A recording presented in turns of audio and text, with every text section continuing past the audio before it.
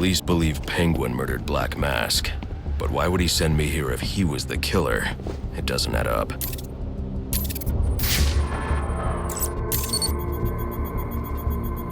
This crime took place days ago.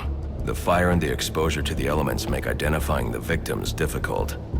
The male victim is wearing a black mask, but I can't positively identify him as Roman Sionis without a DNA analysis. Something I can't do in the field.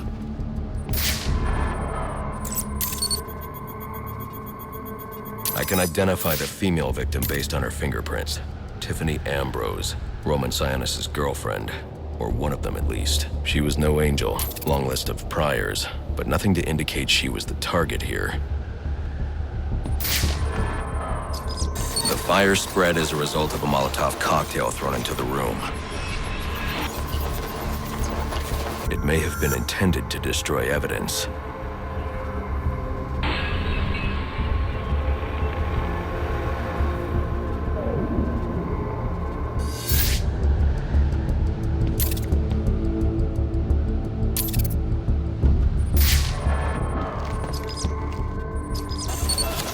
The shallow trajectory of the bullet suggests the shooter could be someone of Penguin's height.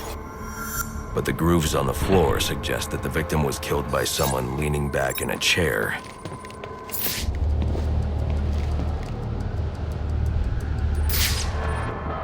This bullet was fired from a revolver. Ballistics analysis indicates a low angle of trajectory. The shooter could have been someone of Penguin's height. But the pattern in the gunpowder residue suggests the bullet was actually fired by someone lying on the ground.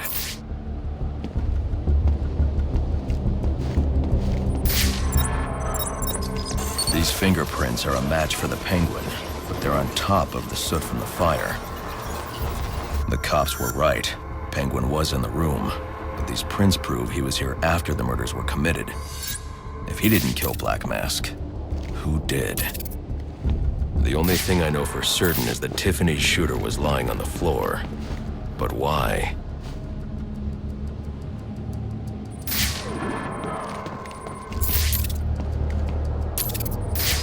These white streaks are shoe polish.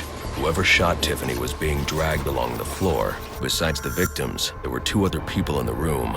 Tiffany's shooter, and whoever was dragging the shooter. The location from which the male victim was shot may tell me more.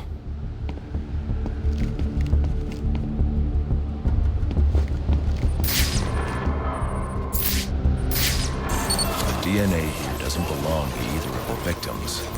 Whose is it?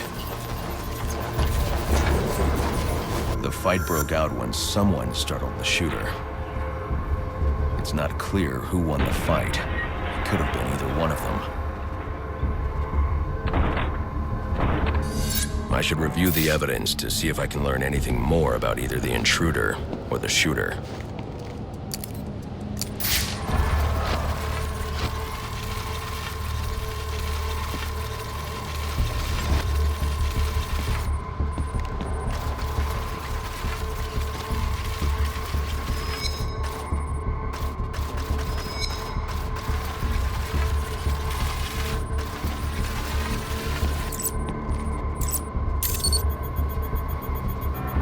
Fabric analysis indicates the intruder was wearing a white suit or sport jacket.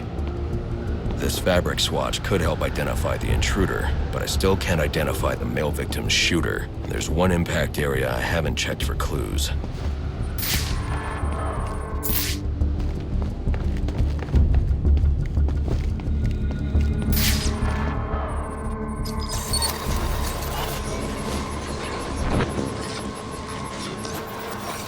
This DNA is from the female victim.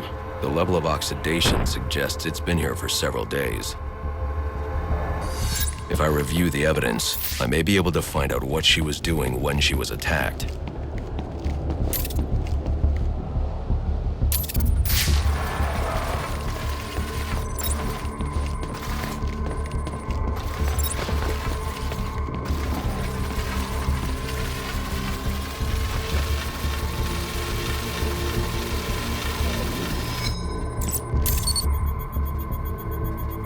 She was sending text messages to Roman Sionis about someone named the Joker.